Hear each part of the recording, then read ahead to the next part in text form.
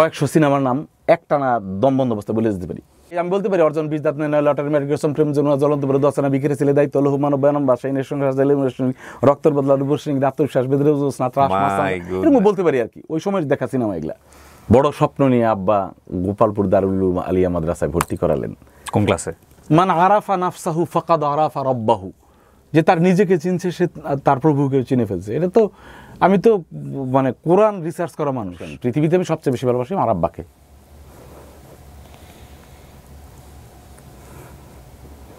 কারণ ব্যর্থ সন্তান, এই কারণে আর কি। আব্বা ভাবছিল ছেলে মিশরে কায়রো আল আজহার ইউনিভার্সিটিতে পড়বে, আব্বা ভাবছিল মদিনা ইউনিভার্সিটিতে পড়বে। কারণ তেলাওয়াত ভালো ছিল, আরবিতে দক্ষ ছিলাম, যত হাদিস আছে মিশকাত শরীফের এত বড় একটা বই পুরোটা মুখস্থ আমার। আপনি যেখান থেকে বলবেন সেই প্রথম হাদিস হচ্ছে আসসালামু কাবলাল কালাম দিয়ে শুরু আর কি, সেখান থেকে শুরু করে শেষ হাদিস পর্যন্ত মুখস্থ ছিল। আমি মাঝখানে একটা কথা আপনাকে বলতে যাচ্ছিলাম যে আপনার এই গল্প সোশ্যাল মিডিয়াতে মিডিয়া কাঁপাই দিবে। আমার তখন না ভাই, আজকে তো সব বলা যাবে ভাই। হ্যাঁ হ্যাঁ প্লিজ। আমি তখন এডিট করে এইটুকু ফেলে দিয়েন না। না ফেলবো না, বলেন। ঘুড়ি তুমি কার আকাশে ওড়ো।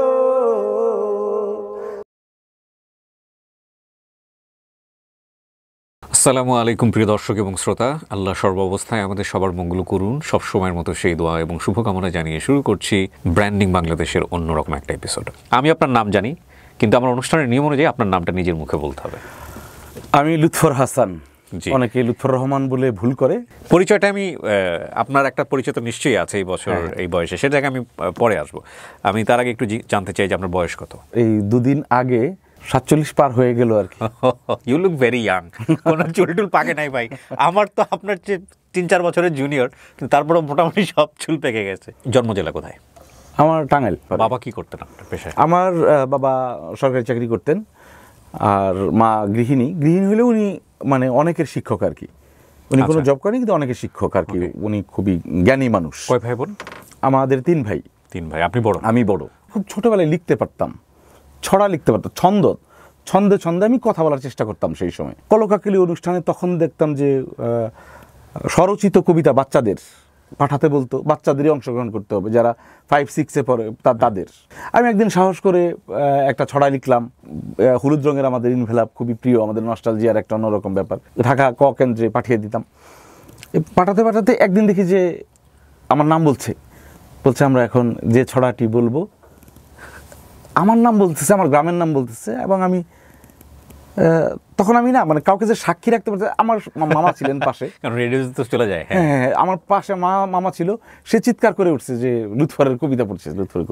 তা আমি আর কাউকে বলতেও পারলাম না যে এই যে আমি আমার নিজের কবিতাটাও ঠিক মতো শুনতে পারলাম না।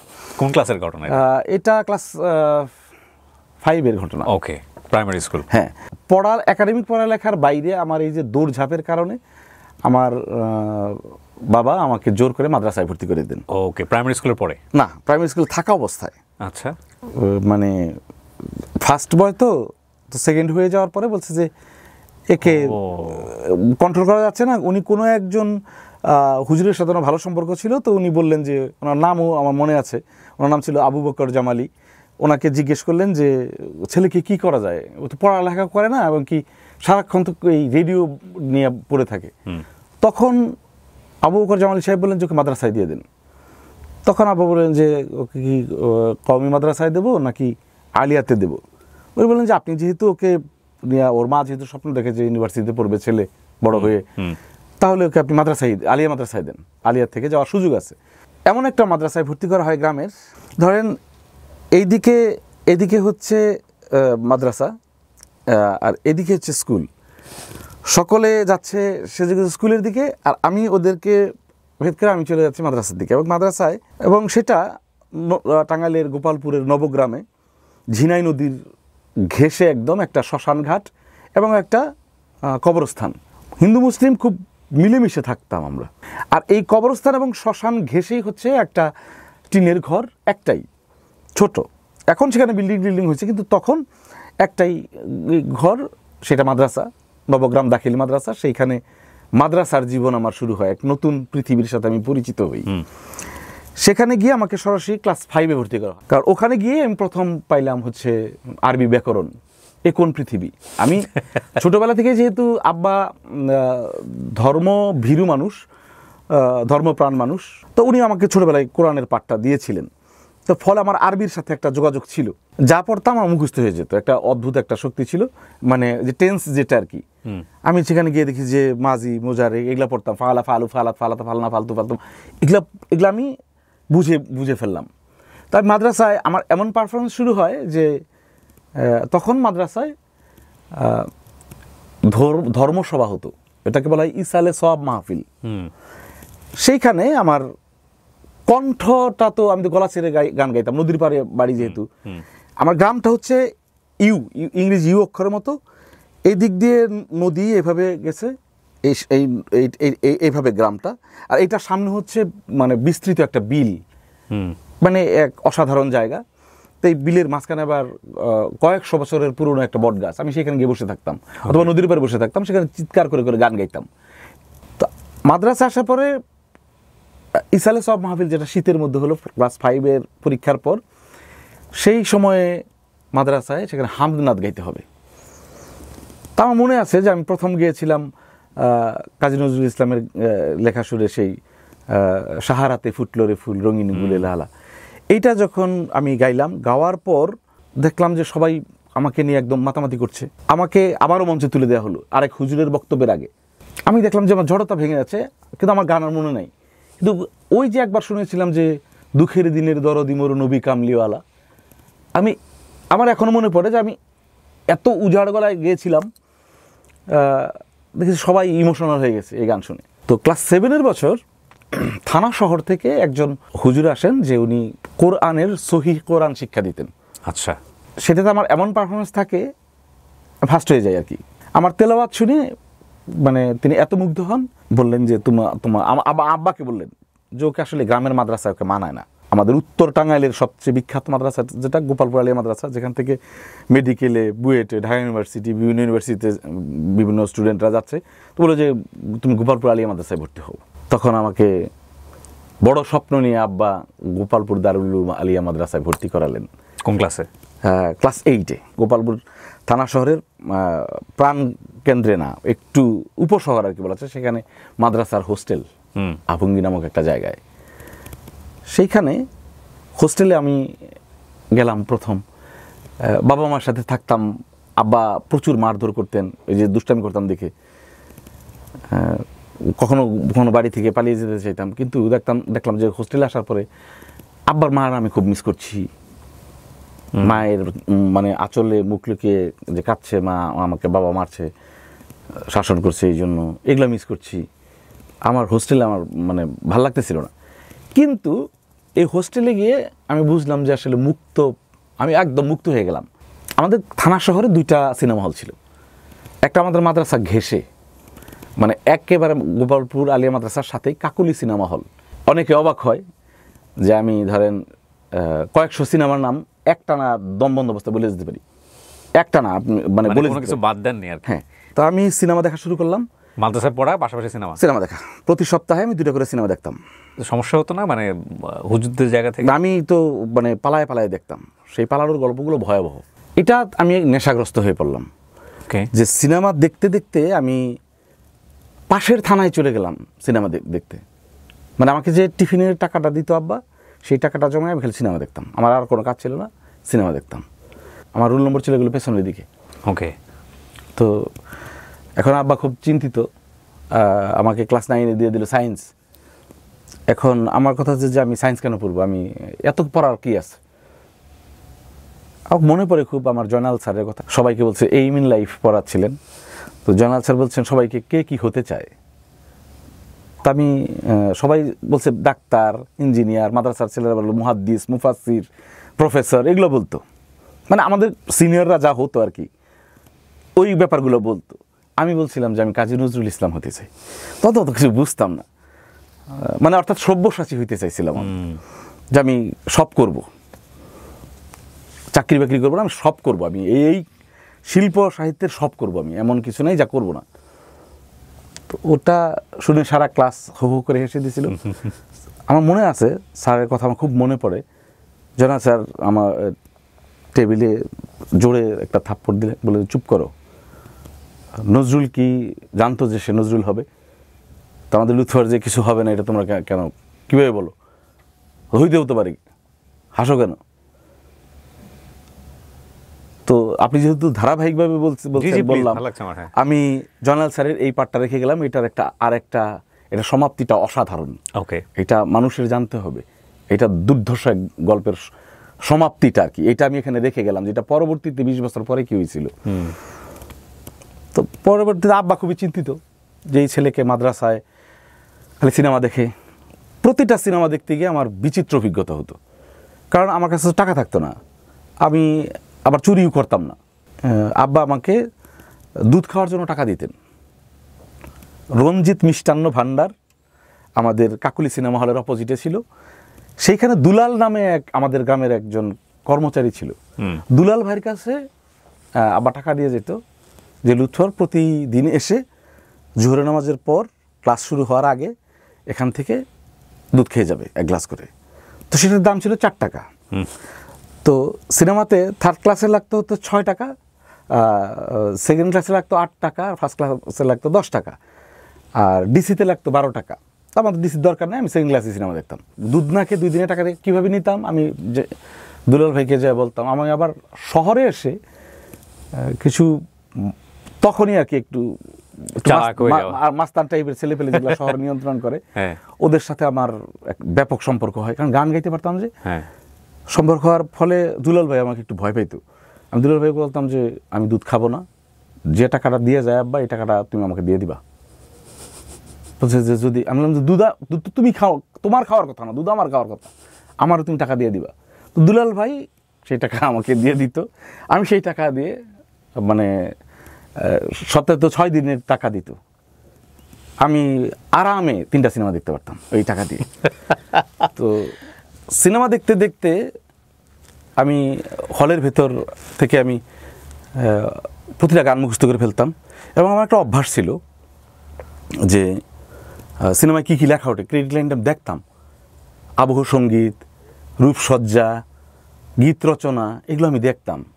এবং কখন যেন নিজেকে আমি ওই জায়গায় আবিষ্কার করতাম। আমি কখনো অভিনেতা তো হতে চাই নাই, আমার কেন যেন মনে হইতো যে পরিচালনা এজে মিন্টু, পরিচালনা শিবলি সাদিক, এরকম দেখতাম। আমার মনে হইতো যে আমার নাম যদি কখনো এরকম আসতো।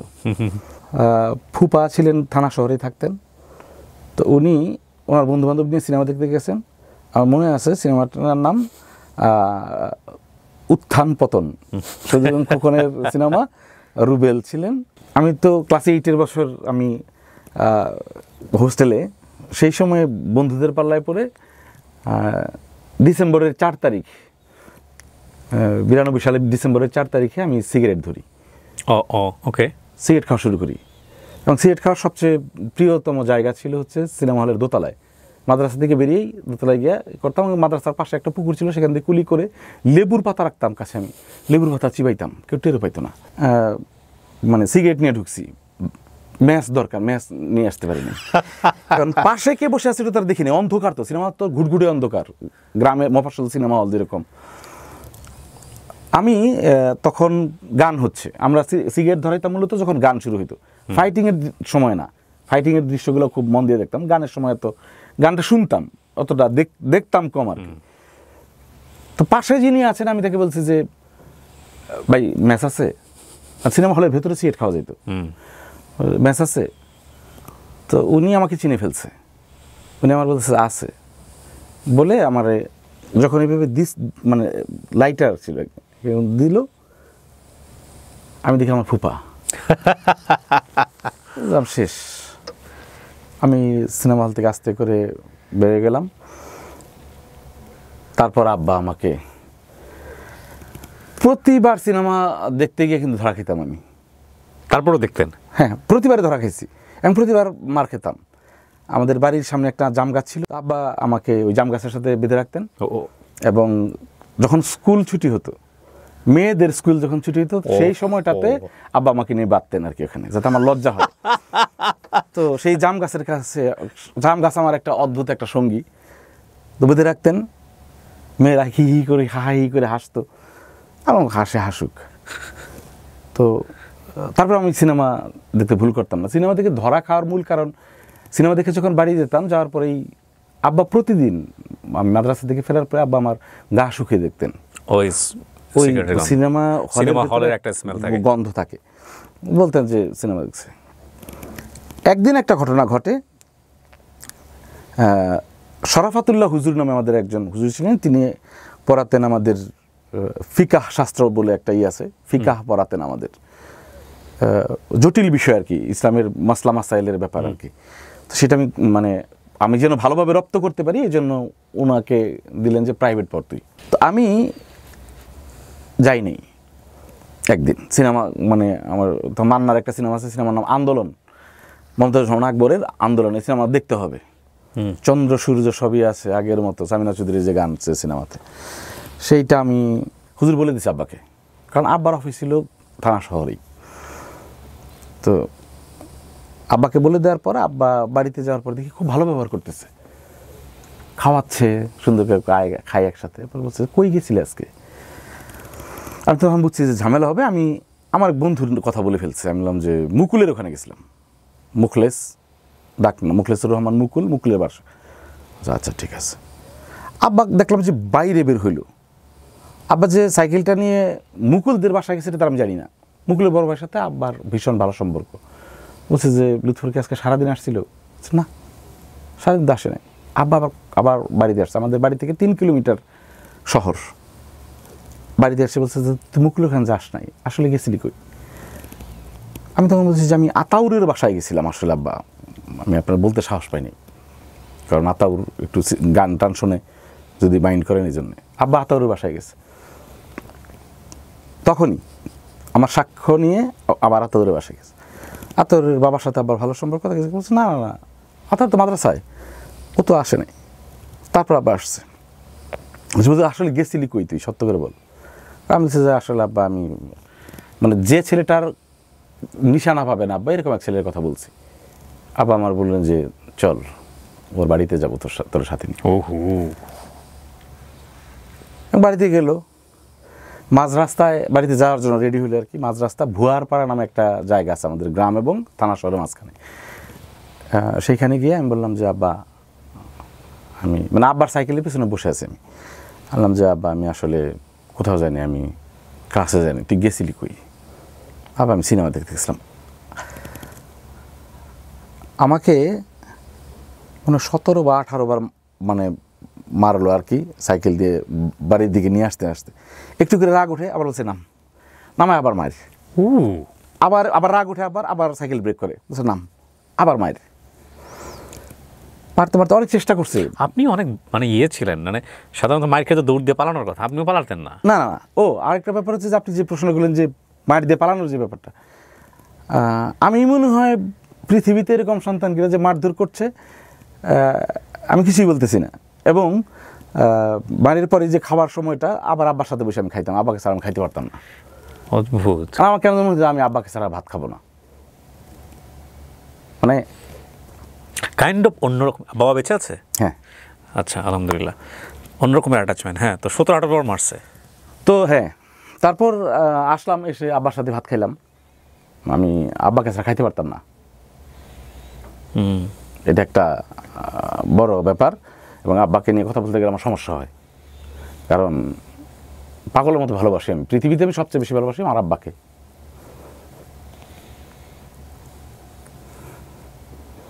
কারণ ব্যর্থ সন্তান, এই কারণে আর কি।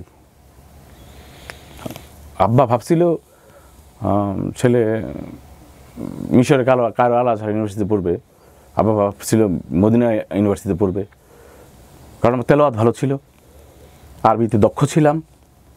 আমাদের ক্লাস 9 বছর মেশকাত শরীফ শুরু হয়, মেশকাত মুখস্থ করে ফেলছিলাম আমি। যত হাদিস আছে মেশকাত শরীফের, এত বড় একটা বই, পুরোটা মুখস্থ আমার। আপনি যেখান থেকে বলবেন সেই প্রথম হাদিস হচ্ছে আসসালামু কাবলাল কালাম দিয়ে শুরু আর কি, সেখান থেকে শুরু করে শেষ হাদিস পর্যন্ত মুখস্থ ছিল।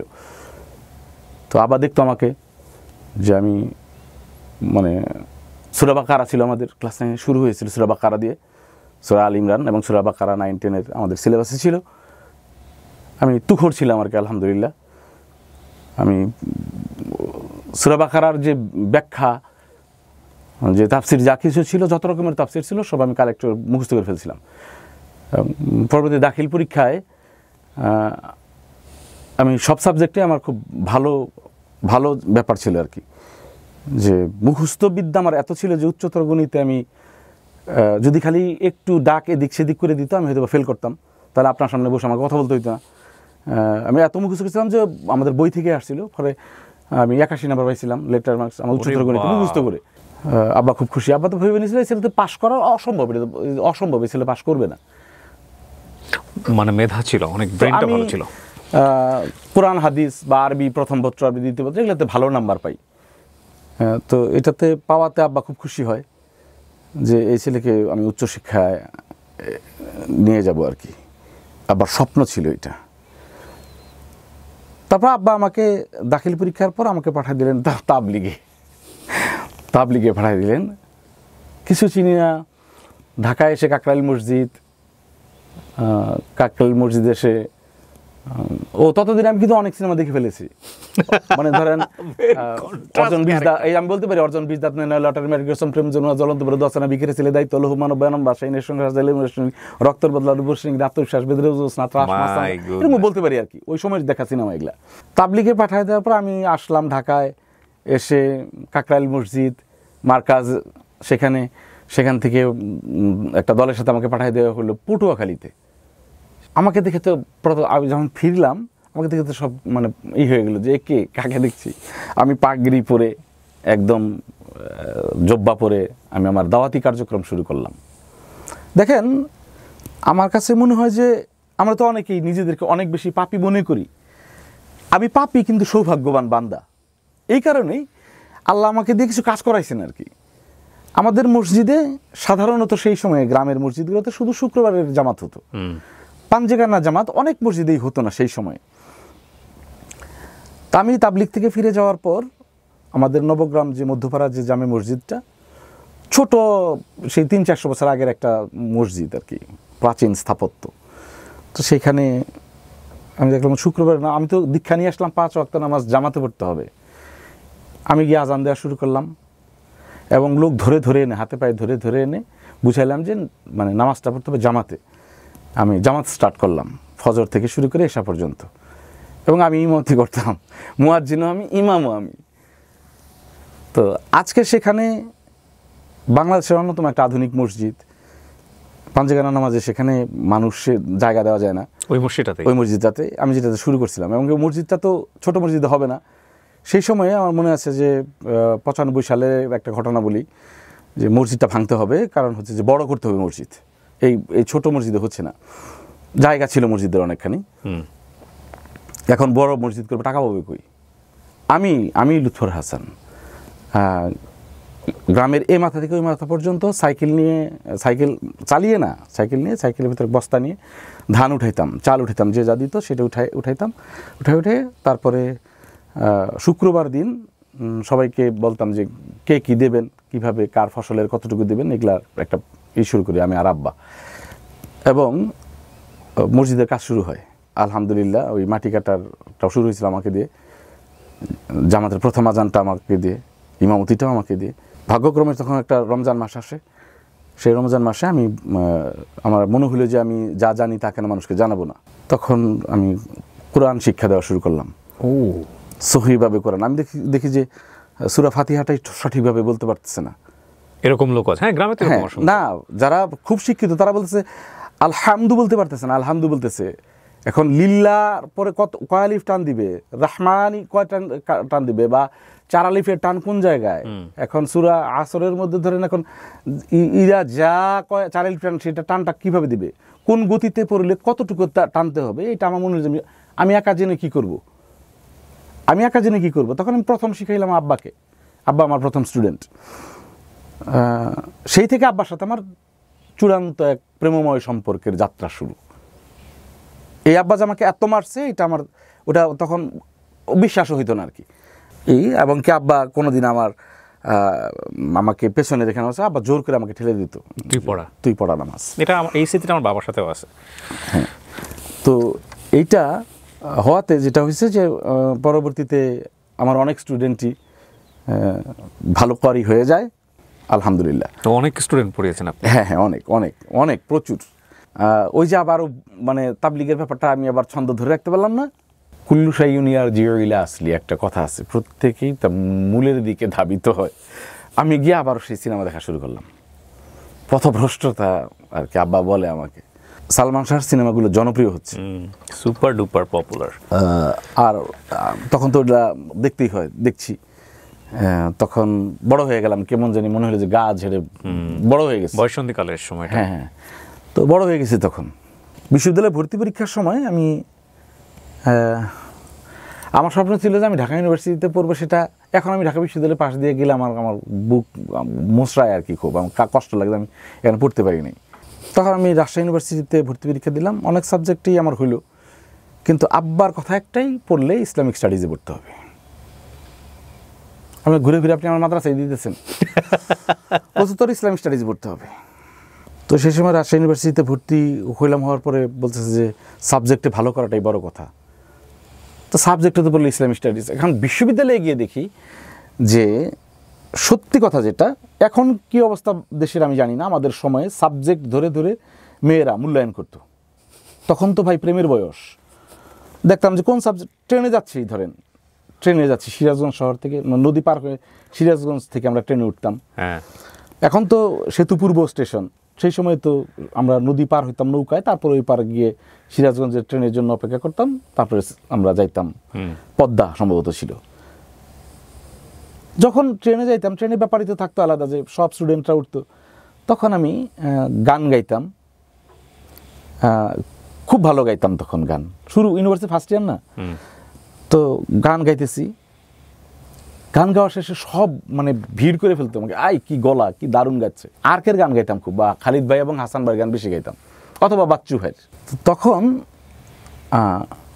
মেয়েরা এসে জিজ্ঞেস করতো কোন সাবজেক্ট। আমি যখন বলতাম ইসলামিক স্টাডিজ, তখন আর কেউ আমার সাথে কথা বলতো না। সত্যি কথা, পুরো ক্যাম্পাস লাইফে এটা আমি দেখছি। রাজশাহী বিশ্ববিদ্যালয়ে আমরা যে সময় পড়েছি, এটা আমি এই আপনার অনুষ্ঠানে জোর গলায় বলতেছি, রাজশাহী বিশ্ববিদ্যালয়ে 90 দশকের শেষের দিকে আমরা যারা পড়াশোনা করছি, ওই সময়ের চিত্র এটা ছিল। এখন কেমন আমি জানি না, তখন যা ছিল সেটা বলতেছি। তখন সাবজেক্ট দেখে যে এই ছেলে ইসলামিক স্টাডিজে পড়ে, ওর সাথে কথাই বলা যাবে না, এর সাথে কথা বলা পাপ। আমার সাথে কথা বলতো না কেউ, বলতেছে তো ধর্মান্ধ, ভ্যালু দিত না, মানে না একেবারেই। আমাকে আমি বিশ্ববিদ্যালয়ে পড়া অবস্থায় মেয়েদের তুচ্ছ তাচ্ছিল্যের শিকার হয়েছি। আমাদের অনেক বন্ধুদের, বন্ধু না তথাকথিত বন্ধুদের তুচ্ছ তাচ্ছিল্যের শিকার হয়েছে। পরে ইসলামিক স্টাডিজ জীবনে কি করবে, বিশ্ববিদ্যালয় তো কাটলো, বিশ্ববিদ্যালয়টা আমি অদ্ভুতভাবে সাজাইলাম নিজের জীবন। শ্রদ্ধেয় বাপ্পা মজুমদার দাদা যে প্রথমবার সিরিজেল চ্যানেলে মিউজিক অ্যাওয়ার্ড পায়, ওটা আমার লেখা সুরের গানটা, এবং ওই গানটা আমি ক্যাম্পাসে খুব জনপ্রিয় ছিল আমার সেই সময়ের। আপনি নিজে লিখে নিজেই গাইতেন? আমি নিজে লিখে নিজে সুর করতাম। আমি আমার এই যে ওই যে বললাম না যে ইসালের সব মাহফিলে গান গাইতাম আমি, সেই ধরেন 80 দশকের শেষের থেকে 90 দশকের শুরুর দিক পর্যন্ত, সেই সময় যে ইসালের সব মাহফিলে যে হামদনাথগুলো গাইতাম, এগুলো সব আমি নিজে লিখে সুর করে গাইতাম সব। এখন যেগুলো জনপ্রিয় বিভিন্ন রেডিওতে, বিভিন্ন টিভিতে, ইউটিউবে ঢুকলে দেখবেন যে প্রচুর গান, নাম বলে আপনিও একটু ঝাঁকি খাবেন যে এই গান আপনার, ওগুলো আমার গান। প্রচুর গান ছড়ায় পড়ে আমার মানে মুখে মুখে। এগুলো এখন দেখছি বিভিন্ন, এখন তো মাহফিল জনপ্রিয়, মাহফিলে অনেকে গায়, হুজুরেরাও গাচ্ছে, হুজুরেরা গাচ্ছে, বড় বড় হুজুররা গাচ্ছে। তো ওই সময় আমি নিজের লেখা সুরে হামদনাথ গাইতাম, এবং প্রচুর বিশ্ববিদ্যালয়ে ফার্স্ট ইয়ার থেকে সেকেন্ড ইয়ার পর্যন্ত আমি প্রচুর গান লিখে ফেলি, সুর করে ফেলি, এবং এগুলো এখন জনপ্রিয় অনেক গানই। আব্বা একদিন জানতে পারলো যে তার ছেলে ফ্যান্সি ডিলে আসক্ত। আব্বা জানতে পারলো যে তার ছেলে ফ্যান্সি ডিলে আসক্ত। রাজশাহী বিশ্ববিদ্যালয়ে 45 টাকা করে বোতল অরিজিনালটা পাওয়া যায়। আর হচ্ছে ইবলিশ কর্নার নামে একটা জায়গা আছে, সেখানে ফোকলোর চত্বরের পরে ইবলিশ কর্নারের যে মাঠ, সেটার নিচে যে ফাঁকা পুকুরটা তাল গাছের নিচে, সেখানে বসে বসে গাঁজা খায়। আপনার ছেলে এই করে বেড়ায় ক্যাম্পাসে, লম্বা লম্বা চুল, হাতে ব্রেসলেট পরে, আর এইসব করে বেড়ায়। আব্বা আসলেন আমাকে দেখতে, যে আব্বা গ্রাম থেকে কখন বের হন না, অফিস বাড়ি, উনি আসলেন আমাকে দেখতে। পলিটিক্স করতাম আমি, সবই করতাম, পেশি শক্তির রাজনীতিও করে আসছি, সবই করছি। এখন যখন অনেকে লাফায়, আমি তখন ভাবি যে কি ছিলাম। অনেকে থ্রেট দেয় না, হুমকি দেয়, অনেক কিছু করে। তখন নিজের পেছনের দিকে তাকিয়ে আর কি শান্ত হয়ে যাই। ওরা যে ক্ষমতা প্রদর্শন করছে, ফু দিলে তো উড়ে যেত আর কি। আমাদের সময় আমি যাচ্ছিলাম, আব্বা গেল, গিয়ে আব্বা দেখলো যে ওই দিন আমি 2 বোতল খেয়েছি আর কি, এবং গাঁজা তো থাকেই, প্রচুর স্টিক আর কি থাকতো সিগারেটের প্যাকেটে। আব্বা 2000 সালের ঘটনা, আব্বা দেখলেন যে ছেলে শুয়ে আছে, জুতা পরা, জিন্স প্যান্ট, স্যাডেল জ্যাক্স প্যান্ট ছিল আমাদের সময়, মনে আছে, স্যাডেল জ্যাক্স প্যান্ট পরা, একটা পোলো শার্ট, আর হচ্ছে জুতা ছিল। জুতা পরে আমি ঘুমায় আছি হলে, ক্লাসে না গিয়ে। আব্বা দেখলেন, তারপর উনি মসজিদে বসেছিলেন, হলের মসজিদে। আমার ঘুম ভাঙছে, পরে একজন বললো তোর বাপ আসছে, মসজিদে বসে আছে। পরে আমি গেলাম, আব্বা না রাতে আমার সাথে খাইলো, ঘুমাইলো, সকালে আবার ট্রেন, আবার ফিরে আসবো। ট্রেনে উঠাই দিলাম, তখন আব্বা আমার বললো যে আমি একটা চিঠি লিখবো, এটা পড়িস। আমি যাই, আবার চলে গেলেন। আবার ওই আব্বা এসে আমাকে একটা চিঠি লিখলেন। চিঠির মধ্যে আব্বা লিখলেন যে 2 লাইন, এর আগে অনেক বড় বড় চিঠি লিখতেন, তত চিঠি সব। চিঠিতে লিখলেন যে বিশ্ববিদ্যালয়ে যে কোনো কিছুর শীর্ষে যাওয়া যায়, তুই খারাপের শীর্ষে যাবি না, এটা আমার তোর কাছে অনুরোধ থাকলো। এবং কীভাবে ভাই বিশ্বাস করেন, ওই দিন সন্ধ্যায় আমার যাওয়ার কথা জাহাজঘাটে, মানে দাসমারি জায়গাটা, যেটা যেখানে ডাল পাওয়া যায় আর কি। আমি একা নিজের সাথে বসলাম, আমি বাড়ি যাব। পরের দিন আমি বাড়ি আসলাম, এসে আব্বাকে আমি বললাম যে আব্বা, আব্বা জানে যে ছেলে আমাকে যে কথা দেবে রাখবে। আমি আব্বাকে এসে বললাম, আব্বা আমি, আপনি জানতেন, সবই দেখছেন, আমি জীবনে নেশা করব না, সিগারেটটা খাওয়ার অনুমতি দিয়ে দেন। সিগারেটটা খাবো, আমি ভাল লাগে আমার খাইতে, সিগারেটটা খাবো, কিন্তু আর কিছু খাবো না, আমি আর কিছুই খাবো না। আপনাকে বলে গেলাম, আমি আপনাকে ছুঁয়ে বলে গেলাম এটা। বিশ্বাস করেন কি ভাই, এই যে আমি এই ইন্ডাস্ট্রিতে কাজ করতেছি আজকে 2 দশকের বেশি, কেউ আমাকে বলতে পারবে না যে আমি কারোর সাথে কোথাও কিছু খাইছি, আমি কোনোদিন স্পর্শ করি নি। আর তারপর ইউনিভার্সিটি শেষ করে ঢাকায় এসে আমার মূল জীবন কেমন, এটা আমি দেখা শুরু করলাম আর কি ভাই। স্বপ্ন কি ছিল ঢাকায় এসে কী করবেন? কাল কোনো রকম একটা চাকরি? না, আমি ইউনিভার্সিটিতে যখন পড়ি তখন আমার খুব মনে পড়ে ভাই, আমাদের কেন্দ্রীয় লাইব্রেরির পেছনে, মানে শহীদুল্লাহ কলা ভবনের সামনে তো কেন্দ্রীয় লাইব্রেরি, ওটার সামনে বসার জায়গা ছিল দারুণ, আমতলার পাশে। সেখানে আমি একটা গান গাইতেছিলাম। তখন এক বন্ধু বলছিল যে কী রে তোর গান এগুলো কে গাবে? ওদের তখন পছন্দের শিল্পের দল ছুট আর কি, ইত্যাদি অনেক জনপ্রিয় হয়েছে। মাস্টার্স পড়ি তখন, বলছে তোর গান কি মানে এই বাপ্পা খালিদেরা গাবে? আমার গাইতে পারে। তখন প্রচুর অপমান করছিল ভাই। অদ্ভুত ব্যাপার হচ্ছে, ঢাকায় এসে অবস্কিউর ব্যান্ডের টিপু ভাই, উনি আমাকে অনেক হেল্প করছেন আর কি, সামিনা আপা। তো প্রথম মানে মেইন স্ট্রিমের গান লেখাটা, এমনি টুকটাক খুচরা অনেক লিখছি, কিন্তু মেইন স্ট্রিমের বড় অ্যালবামের যাত্রা শুরু হয় একটা মিক্সড অ্যালবাম দিয়ে। সেটাতে বাপ্পাদা ছিলেন, টুরুল ভাই ছিলেন, এসে টুরুল ভাই, টিপু ভাই ছিলেন, হাসান ভাই ছিলেন, পান্থ কানাই ভাই ছিলেন। এই অ্যালবাম ছিল হৃদয়নগর। সেই অ্যালবামে প্রায় সব কটা গানই আমি, 2-3টা বাদে সব কটা গান আমি লিখি। গান লিখতে শুরু করলাম। ওইটার সময় তো অডিওর যুগ, মানে ক্যাসেটের যুগ। হ্যাঁ।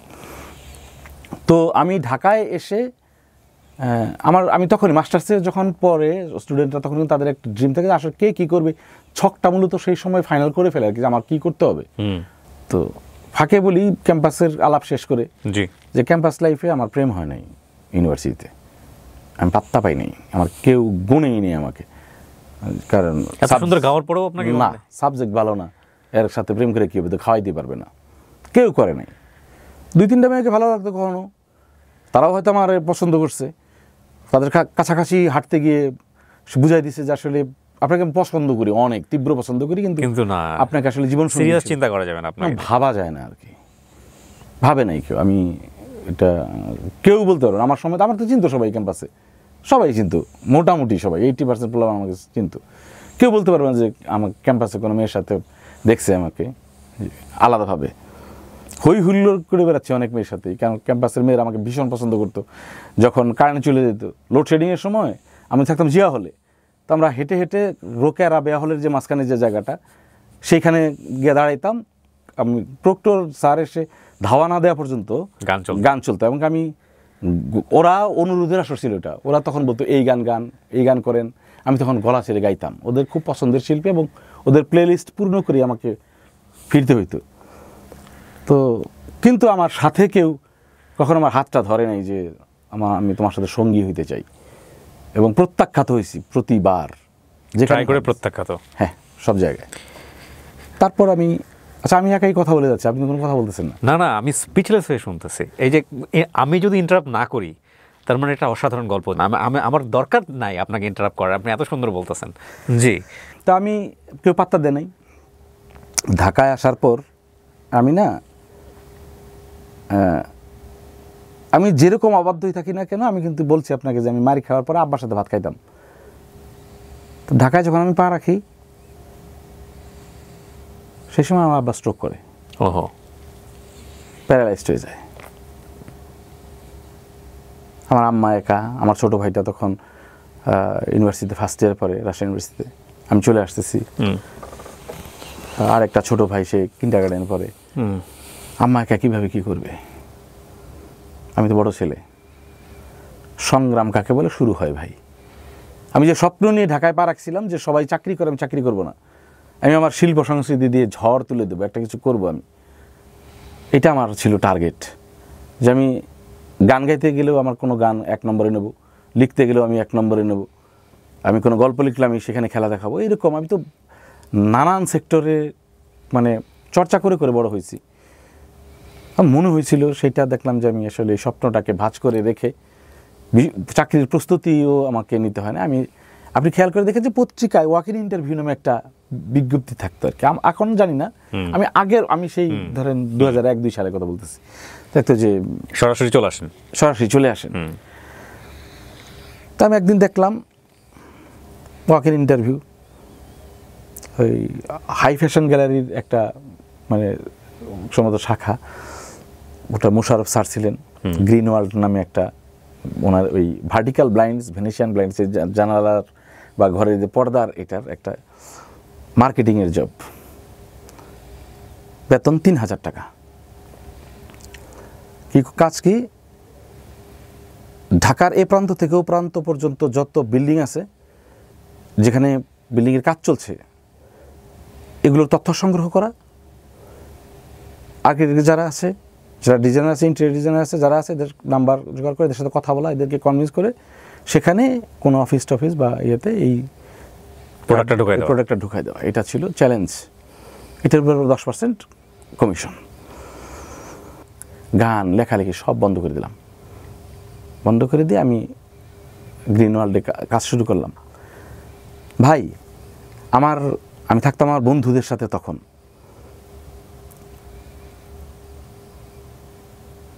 আমার বন্ধুরা থাকতো, একটা ফ্ল্যাট ভাড়া করে থাকতো, 4 জন, নাম বলবো না। তারা আমাকে ভালোবাসে এখনো, তো আমি ছোট করতে চাই না, ওরা তো বুঝবেই। বন্ধুরা থাকতো ঘরের মধ্যে, আমি ওদের বারান্দায় থাকতাম, যেটা আমি ভাড়া দিতে পারতাম না। ওদের বারান্দায় থাকতাম, এবং একটা বিছনার চাদর ছিল, সেটা দিয়ে ওই বারান্দার যে গ্রিল সেটা ঢেকে আমি গিয়ে ঘুমাইতাম। সকালে উঠে অফিসে চলে আসতাম। 4 মাসের মতো কাজ করলাম। দেখলাম যে এতে হচ্ছে না আর কি। বন্ধুদের বারান্দায় থাকছি, টাকা যা আসে সে পুরোটাই মাকে দিয়ে দিচ্ছি। ওই চাকরিটা আমি ছেড়ে দিই, এতে আমার পোষাচ্ছে না। প্রিন্টিং প্রেসের চাকরি নেই, সেখানে হচ্ছে না। খুব দরিদ্র অবস্থা আমার।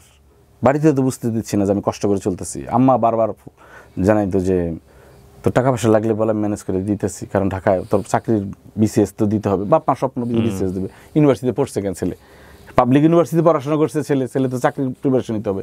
আমার ফোন করতে, আমি বললাম না, আমার প্রিপারেশন চলতেছে। তখন না ভাই, আজকে তো সব বলা যাবে ভাই। হ্যাঁ প্লিজ। আমি তখন এডিট করে এইটুকু ফেলে দিয়েন না, ফেলবো না, বলেন। বারান্দা থেকে আমি ভাবলাম যে আমি বন্ধুদের বারান্দায় থাকবো না, প্রয়োজন মসজিদের বারান্দায় ঘুমাবো। কারণ ওদের সামান্য তাচ্ছিল্যের ব্যাপারটা আমি বুঝতে পারতাম। অকারণে সে এক বন্ধু ছিল, আল্লাহ ওকে ভালো রাখুক, ওর জীবন আরও সফল হোক, সে এসে বলতো যে তোর তো আজকে টিভিতে দেখলাম, অপমান। কাঁদতাম যে টিভিতে, আমি তো আর টিভির ওই সমস্ত কাজ করতেছি না, শিল্পী হইতে চাইছিলাম, মানে খেপাইতো আর কি। তোর তো টিভিতে দেখলাম আজকে, দেখালো, তুই আগে থেকে বলবি না দোস্ত। কষ্ট হইতো খুব, হেসে উড়াই দিতাম, কিন্তু রাতে কষ্টটা বাড়তো আর কি। তখন আমি, তারপর ধরেন দুধ জাল করতো ওরা আব্বার সাথে না। আমি সারা জীবন বলছি আপনাকে শুরুতে যে আব্বা আমাকে দুধ খাওয়ানোর জন্য টাকা দিত। তো আব্বা আমাকে সারা জীবন দুধ খাওয়ায়, বলছে তুই রাতে বা সকালে 1 গ্লাস দুধ খাবি, এটা খুব উপকারী। ফেন্সিডিল খাইলেও দুধ খেতাম, ব্যালেন্স করতাম। তো আমার বন্ধুরা দুধ জাল করতো, টকবকে ওই যে ধোয়া উঠতো, দুধের ঘ্রাণ পাইতাম, কিন্তু আমি তো আর খাইতে পারতাম না। কোনোদিন বলেও নাই যে 1 মগ খা একটু, কোনোদিনও বলে নাই। আমি চলে যাই ওখান থেকে, দৈনিক পরিশ্রমের কিছু কাজ করতে চাই। প্রিন্টিং প্রেসে কাজ নিলাম, তারপর আমার এলাকার এক ভাই ছিল, তিনি একটা ইট ভাটার ম্যানেজার ছিলেন বসিলার দিকে। বললো যে, আমি বললাম ওনাকে যে আমি তো ইট মাথায় নিয়ে থাকতে চাই না, ইট ভাটায় কোনো কাজ আছে যেটা আমি করতে পারবো? বলে যে একটা কাজ আছে, অনেক পোলাপানে পার্ট টাইম এসে করে, তুমি করতে পারো। কী কাজ? বলে যে ওই যে কয়টা ট্রাক যায়, কতগুলো ইট যায়, এটার একটা হিসাব রাখা আর কি, দৈনিক কত করে দিবে, এত দিবে। কতক্ষণ কাজ করতে? বলে যে 3 ঘন্টা। যখন আসে ট্রাকগুলো, ওদের সাথে যোগাযোগটা রাখতে হবে। সেই ইট ভাটায় কাজ নিলাম। তো কোনো সময় আমি নষ্ট করব না, আমি ইট ভাটায় কাজ করতাম 3 ঘন্টা করে। এসে আমার আরেক ছোটো ভাইয়ের সাথে দেখা, সে বিআরটিসিতে মানে ড্রাইভার, সে বিআরটিসির বাস চালায়। ওরে বললাম যে কোনো কাজ থাকলে আমাকে দাও। বলছে যে ঠিক যে বসে শেওড়া পাড়া যে মানে ওভারব্রিজের নিচে যে কাউন্টারটা ছিল আর কি, সেখানে বসে টিকিট বিক্রি করতাম 2 ঘন্টা। আমি লুৎফর হাসান, পাবলিক বাসের, হ্যাঁ বাসের টিকিট বিক্রি করতাম আমি নিচে, দেখেন না টিকিট সিরিয়ালি যায়, ওটা আমি টিকিট বিক্রি করতাম। তারপর ইট ভাটায় চাকরি করতাম, মানে কাজ করতাম আর কি। তারপর আরও কিছু ছোটো কাজ করছি, এগুলো বলতে চাই না, থাক। ওগুলা বললে আম্মা হয়তো শুনবে, কারণ আমার আম্মা আপনার ভীষণ ভক্ত, কাঁদবে উনি এইসব দেখে, পাগল হয়ে যাবে। কারণ চাই না যে থাক, এত কোনো কাজই ছোট না, কিন্তু কিছু কাজ আছে যে কষ্ট পায় মানুষ নিজেরা। এখন কথা হচ্ছে যে আমি এই ধরনের কাজ করে থাকতাম কোথায়, থাকার জায়গাটা কোথায় আমার? আহসান মঞ্জিলের বিপরীতে বুড়িগঙ্গা নদীতে ভাসমান যে হোটেল আছে নৌকা, শরীয়তপুর হোটেল, দেখছেন? মানে আহসান মঞ্জিলের পাশেই এই ভাসমান হোটেল আর কি, নৌকা, ট্রলার, ছোট ট্রলার, সেইখানে 50 টাকায় থাকা খাওয়া সারাদিন। সেখানে আমি 6 মাস ছিলাম ভাই। এই সদরঘাট থেকে, ওইখান থেকে আমি এসে বসিলা হয়ে কাজ করে, তারপর শেওড়াপাড়াতে এটা করে, তারপর সন্ধ্যাবেলা যেতাম শাহবাগ আমার গান কবিতার আড্ডায়। তখনই মূলত আমি আমার এই গান কবিতায় আমি সময় দিতে পারলাম। হ্যাঁ, যখন আমি চাকরিটা ছাড়লাম। ওই নদীটা বুড়িগঙ্গা আমাকে ভালোই তো দিল, কারণ ধরেন জ্যোৎস্না, নৌকার ঘুরে ওই যে কর্নারে যে মানে ধরেন হোটেলের মতো, কিন্তু ভেতরে কিন্তু এই পাশ দিয়ে ছোটো ছোটো রুম, এই পাশ দিয়ে ছোটো ছোটো রুম, তারপরে গোলইয়ে আমাদের গোসল করার জায়গা ছিল, বাম পাশে ছিল, মানে এখনও আছে। আমি মাঝে মাঝে যাই, কিন্তু ছবিও দিই মাঝে মাঝে গিয়ে, যে এখানে তো থাকতাম আমি 6 মাস, কম সময় না। তা আমি জ্যোৎস্না দেখতাম। তারপর ধরেন বৃষ্টি, নদীর উপরে বৃষ্টি পড়াটা অসাধারণ, নদীর বুকে বৃষ্টি অসাধারণ, এগুলো উপভোগ করতাম, এগুলো নিয়ে লিখতাম আমার গানে, আমার কবিতায়, বিভিন্ন জায়গায় না এগুলো চলে আসতো। তখনও প্রেম ভালোবাসা কিছুই নাই? তখন প্রেম আমার আসলে একটু পরে প্রেম আসলো, আমি ওই অধ্যায়ের পরে। তখন আমি ওই যে শাহবাগ আড্ডা দিতাম, দিতে লিটন হাফিজ ভাই নামে এক ভাই ছিলেন, ATN ছিল, তারপরে উনি বাংলা ভিশনে ছিল। তো উনি আমার বললো যে তুমি বাংলা ভিশনে কাজ শুরু করো অ্যাসিস্ট্যান্ট হিসেবে। তখন অনেক গান আমার লেখা হয়ে গেছে। মানে এমন কোন গান কি আছে যেটা আপনার একদম ওই সময় পর্যন্ত সুপার পপুলার? প্রথম যেটা প্রথম সালমা আসলো 5 সালে। ক্লোজ আপ ওয়ানে সালমা, সালমা ছোট একটা মেয়ে, ওর যে তোমার বাড়ি আমার বাড়ি মধ্যে চিত্রা নদী, ওকে, মধ্যে চিত্রা নদী রে বন্ধু, এই গানটা। তারপর রিঙ্কুর কানার হাট অ্যালবাম যেটা আর কি, ওটার মধ্যে মৌলিক গান ম্যাক্সিমামই আমার, ওকে, ওটা খুব পপুলার হয়। তারপরে রাজীবের ক্লোজ আপ ওয়ান, রাজীবের আমি একলা মানুষ দোকলা খুঁজি, এটাও খুব, এটাও একলা মানুষ অ্যালবামের টাইটেল ট্র্যাক, ওগুলো জনপ্রিয় হয়ে গেছে তখন। এই যে আমার আনুষ্ঠানিক যাত্রা শুরু হইল, তখন দেখেন আমার আসলে ওই নদী থেকে এসে আমি তখন উঠলাম কাঁঠাল বাগানে।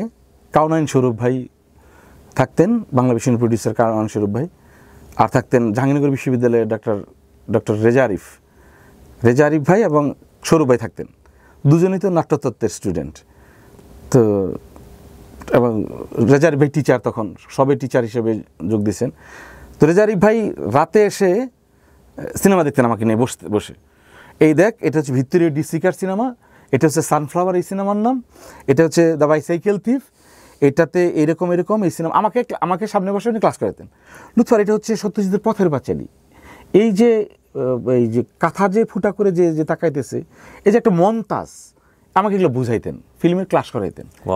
তো তারপর এই করতে করতে আমি বিশ্ব চলচ্চিত্রের ক্লাসিকগুলা হুলুস্থুলভাবে দেখে ফেলি সেই সময়। আর পাশাপাশি আমি আপনাকে বলি যে ছোটোবেলা থেকে কিন্তু আমি ভয়ঙ্করভাবে পড়াশোনা করতাম, প্রতিদিন 1 ঘন্টা করে ফিক্স ছিল আমার। ছোটোবেলায় আমার আম্মা পড়াইতেন, বিশ্ববিদ্যালয়ে পাঠাগারে পড়তাম, যত বিপদে যায় না প্রতিদিন আমি 1 ঘন্টা পড়বো, এটা আমার নেশা ছিল। তারাশঙ্কর আমি গুগরাশি গিলে ফেলি, মানিক, বিভূতিভূষণ, অতীন বন্দ্যোপাধ্যায়, এটা আমি একদম গুগরাশি গিলে ফেলি আর কি। তো ওই সময় সিনেমার ব্যাপারটা, ক্লাসিক সিনেমা সব দেখা শুরু করলাম, এ দেখি আর অ্যাসিস্ট করি আর কি। তো সেই সময় আমার প্রেম আসে আর কি। আমি তখন এক জীবন যুদ্ধ করছি, আর সে তখন ইউনিভার্সিটিতে অ্যাডমিশন নিচ্ছে, সেই সময় প্রেমটা হয়। আর ওনাকে পরবর্তীতে বিয়ে শাদী করেছেন? না, ওকে, করতে পারিনি আর কি। তো ওই অভিশাপেই হয়তো পরবর্তীতে আমার জীবনে ধস নেমেছে আর কি। তো করতে পারেননি বলতে আপনার ডিসিশন ছিল যে আপনি করবেন না বা এরকম কোনো কিছু? কেন অভিশাপ বলছেন? বাজে পরিস্থিতি তৈরি হয়েছিল আর কি, পারিবারিক ব্যাপার স্যাপার ছিল দুই দিকে, নানান রকমের পারিবারিক হিসাব নিকাশ ছিল। প্রেম আমার জীবনে গুরুত্বপূর্ণ ছিল, আমার যে আমার ক্যারিয়ার, আমার লেখালেখি। বাংলা বিষয়ে যখন কাজ করি তখন স্বরূপ ভাইদের সাথে থাকি, তারপর আস্তে করে দেখলাম যে অ্যাসিস্ট্যান্ট কুক হিসেবে টুকটাক টাকা পয়সা পাওয়া যাচ্ছে, সেই টাকা দিয়ে আমি আজিজ মার্কেটে থাকতাম, 14 তলায়। আজিজ মার্কেটে থাকতাম আর কি, 14 তলায় একদম। সে অদ্ভুত জীবন, মানে সেখানে সবাই থাকতো। আজকের অনেক বিখ্যাতরাই আজিজ মার্কেটে থাকতো, সেই সময় থাকতো। আজকে অনেক বিখ্যাত, অনেকে বড় মানুষ। তো তখন আমার বন্ধু ছিল জাহিদ আকবর, টেলিস্টারে আছে এখন জাহিদ আকবর, ভালো গীতিকার। জাহিদ আকবরই আমার একমাত্র বন্ধু ছিল সেই সময়, একজনই বন্ধু যাকে আমি তুই বলতাম। তো জাহিদ আমাকে পরিচয় করিয়ে দেয় সমস্যর অলির সাথে। আচ্ছা, এই থেকে আমরা 3 জন একসাথে আমাদের পথ চলা শুরু। সেই সময় অলি গান লিখতো, আমি শুরু করতাম, একা গাইতাম আমরা। সেই সময় অলি লিখছিল ঘুড়ি তুমি কার আকাশে হলো, তার আকাশকে আমার চেয়ে বড়। সুর আমার অলি লিখলো, অলি একটা বেসিক একটা সুর নিয়ে আসলো, আমি বললাম যে এটা এরকম করতে হবে, সুর আমি একটা কমপ্লিট একটা সুর করে তারপর শ্রবণযোগ্য করে এটা আমরা গাইতে শুরু করলাম। ওকে, এবং এটা 2004-5 সালের দিকেই আমরা মূলত ঘুড়িকে আকাশে উড়াই দিই আর কি, যে আমরা সকলেই মুখস্থ আমাদের তখন। ওকে, সো প্রথম গাওয়া তো আপনারই? আমি প্রথম এবং শেষ গাওয়া আমারই। বাংলাদেশে ধর আজম খান থেকে শুরু করে লাকি এখন থেকে শুরু করে সবার সাথে, কেউ নাই যে না সবার সাথে আমার লেখালেখি গান হয়ে গেছে আর কি। তখন আমি দিগন্ত টেলিভিশনের মানে সিনিয়র প্রডিউসার, প্রচুর মিউজিক্যাল প্রোগ্রাম করি আমি দিগন্ত। আমি মিউজিক্যাল প্রোগ্রামগুলো আমি করতাম, সপ্তাহে 5টা মিউজিক্যাল প্রোগ্রাম করতাম আমি, আর একটা ট্রাভেল শো করতাম, আর জীবনযাপন নামে একটা প্রোগ্রাম করতাম, বিচিত্র জীবনের মানুষের জীবন নিয়ে কাজ করতাম। আর দিগন্ত ভালো টাকা বেতন দিত, খুব ভালো। আমি সচ্ছলতার দেখা পেলাম। ওটা করার পাশাপাশি আমি তখন বিদেশি অনেক এনজিওর কাজ পাই।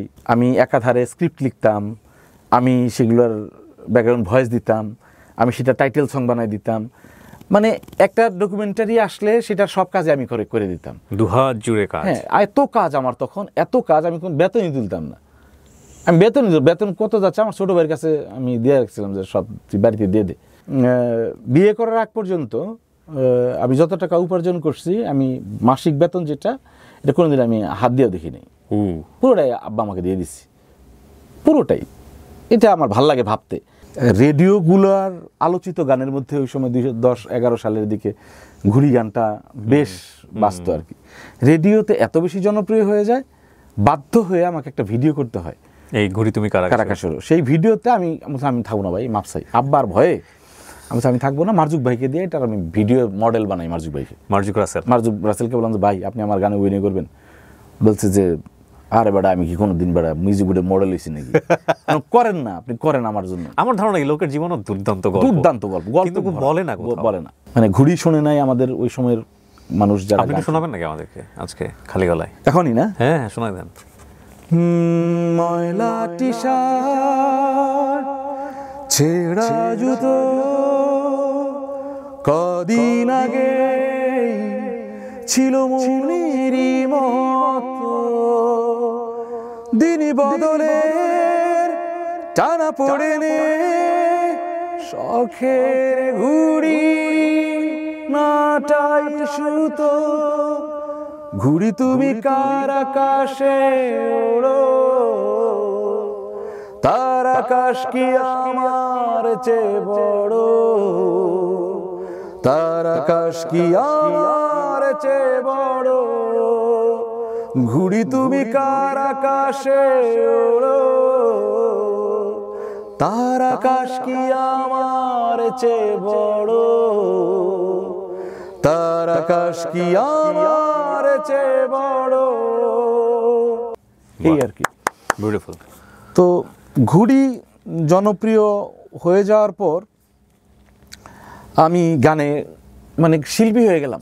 তার 6 মাস পরে আমাকে ডাকলো মোস্তফা সরোয়ার ফারুকী ভাই, আমাকে অলি সোমেশ্বর অলি, এই গানে গীতিকার অলি আর আমরা ইস্কাটনে একটা চায়ের দোকানে আড্ডা দিচ্ছি। আমাকে অলি বলছে মিষ্টি মিষ্টি আসছে, মানে সে সিনেমায় গান লিখছে আর কি।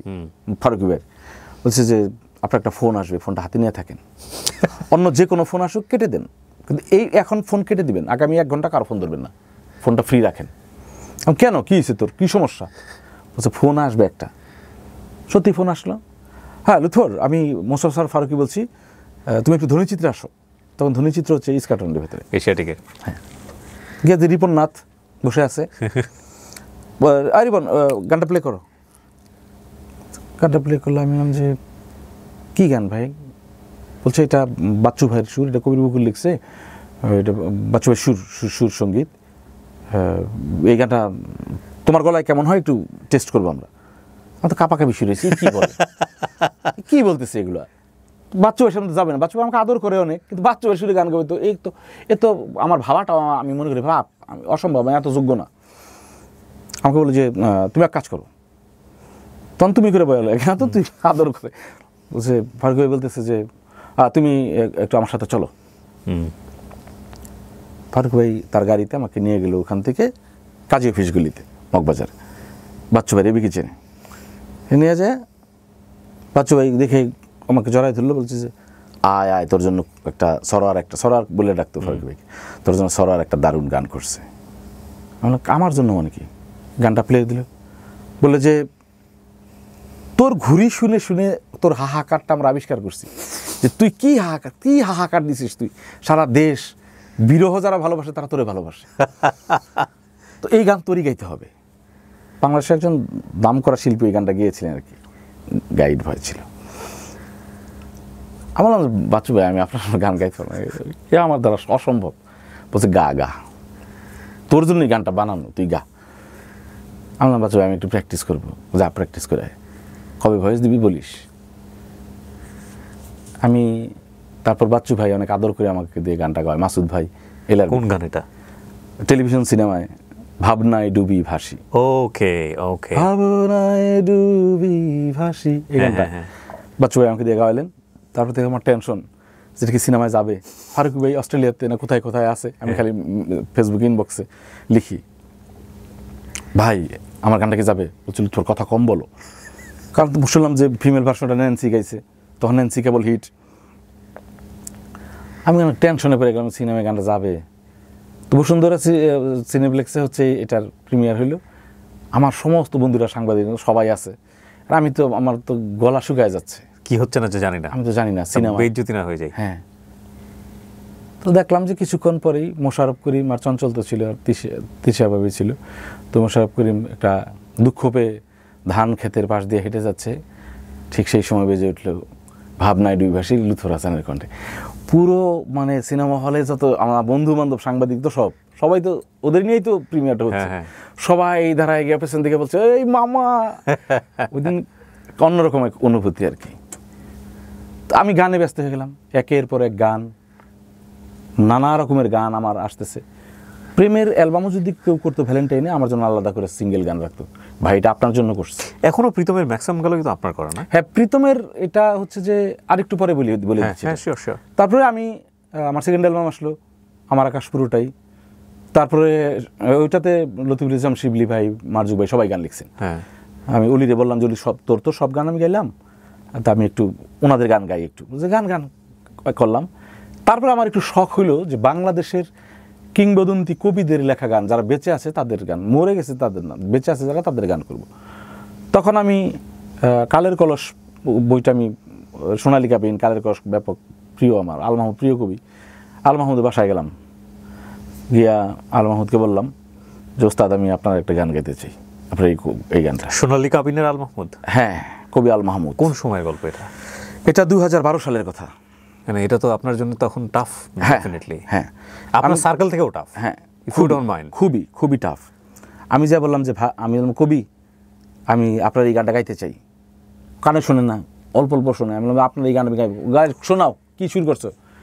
একবার এক শহুরে কাকের দলে মিশে গিয়েছিল গানের কোকিল পাখি, মনে ছিল তার কোনো মতে কোনো ছলে শেখা যায় যদি জীবিকার নানা ফাঁকি। এই গানটা কালের কলস কবিতায়। আমি বললাম, গানটা শোনার পর বলছে হাই লুৎফর, বিউটিফুল, দারুণ গেয়েছ। এত বড় একটা কবি, শঙ্খ ঘোষের প্রিয় কবি, সুনীল গঙ্গোপাধ্যায়ের প্রিয় কবি, কবির সুমনের প্রিয় কবি, অঞ্জন দত্তের প্রিয় কবি আল মাহমুদ, তার লেখা গান করছি, আর উনি শিশুদের মতো মানে হাততালি দিচ্ছে, পাগলামি করছে, এই এক অন্যরকম অনুভূতি। তারপর গেলাম আমি নীলনন্দন। কবি আল মাহমুদের কথা আমরা তো নিজের পড়াশোনা করে আসছি, বিকজ আমাদের পাঠ্য বই আল মাহমুদের কবিতা ছিল।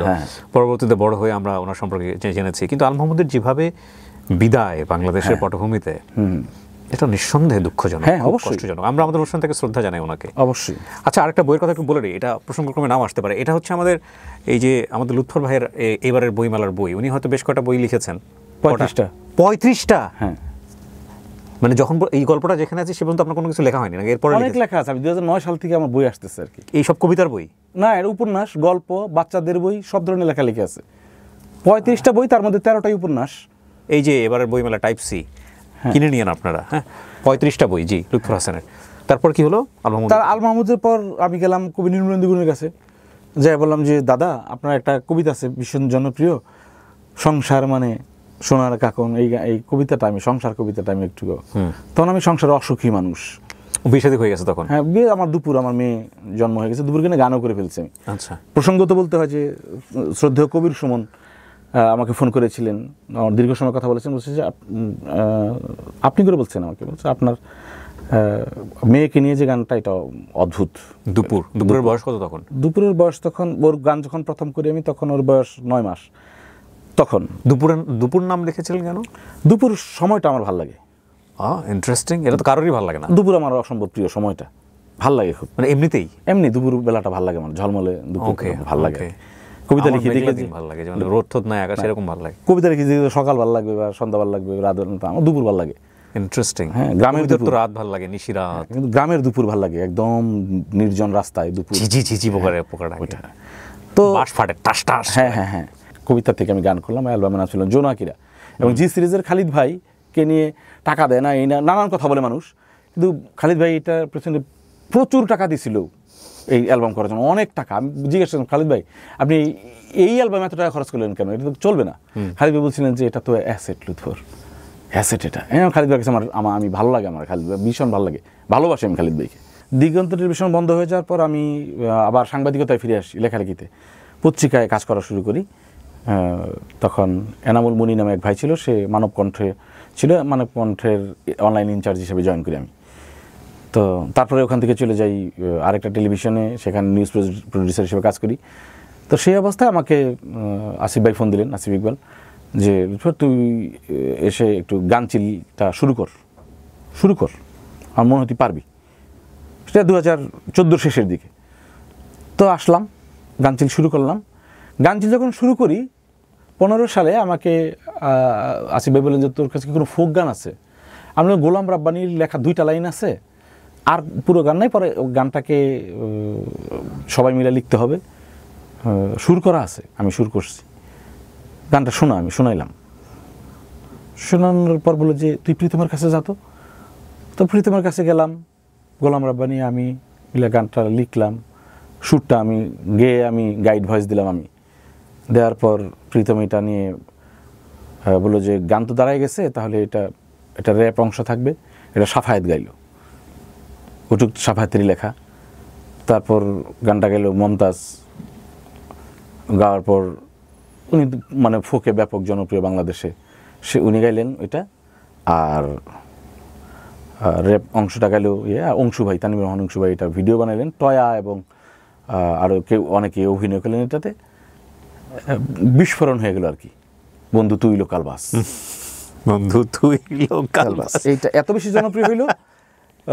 তখন প্রীতম তার আগ দিয়ে ওই যে আমার যে গানের গীতিকার, ঘুড়ির গানের গীতিকার যে ওরই লেখা একটা গান আসো মামা হয়ে গাইছিল। তারপর প্রীতম লোকাল বাস হিট হয়ে যাওয়ার পরে আমার সাথে একটা জুটি হয়ে যায় ভাই। তখনই গান চিলে আরেকটা গান করি আমরা, যেহেতু সফল হয়েছে। আসিফকে বলে যে আরেকটা গান কর, তোরা দুজন মিলে ফাটাই দে। আসিফ সাহেবের তো বেশ কয়েকটা পরিচয় আছে। হ্যাঁ, আপনারা যে স্বপ্ন দেখেন, স্বপ্নে বাজার করেন, বেসিক্যালি এসিআই, উনি তো এসিআই কাজ করে বোধহয় এখন, করতেন আগে, এখন আর করেন না। ওনার কনসেপ্ট, আমি যদি ভুল থাকি মাফ করবেন, ওনার কনসেপ্ট না বাংলাদেশে এই লেভেলের সুপার শপকে নিয়ে যেতে পারে উনি। মধ্যবিত্তের সুপার শপ মানে স্বপ্ন। হ্যাঁ, আমি অনেক আগে করতাম বাজার সদাই, এখন আর করা হয় না। আমি জানি না স্বপ্নের কি অবস্থা। We are not doing any advertisement, but এটা একটা জেনুইন কনসেপ্ট যেটাকে বলে। তো ভাইয়া আমার বললেন যে বেসিক্যালি উনি গীতিকবি। হ্যাঁ, গীতিকবি অসাধারণ, যদি লক্ষ্য থাকে। হ্যাঁ, মানে ক্লোজ আপ ওয়ানে ওনার অনেক পপুলার গান আছে, সুনীল বরুণের অনেক গান আছে।